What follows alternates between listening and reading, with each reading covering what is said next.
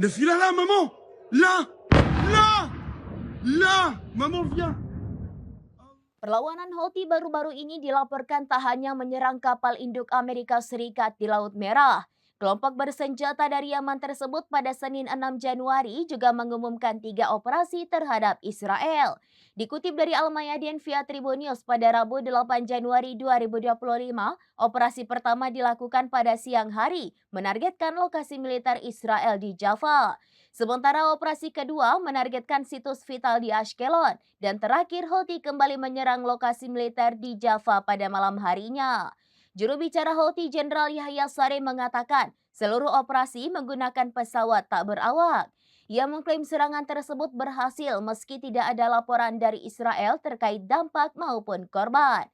Saree menegaskan operasi Houthi akan terus berlanjut sampai perang di Gaza berhenti, termasuk operasi di Laut Merah yang menargetkan kapal-kapal terkait Israel demi mendukung rakyat Palestina.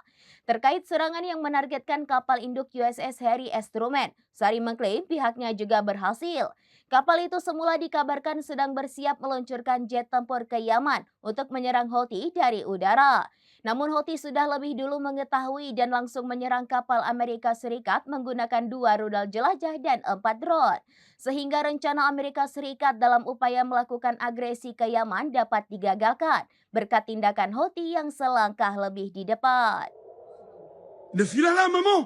Là. Là. Là. Maman, viens.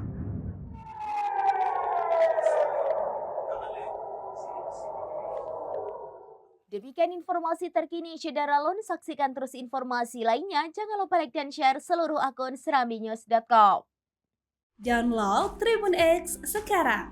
Menghadirkan lokal menjadi Indonesia.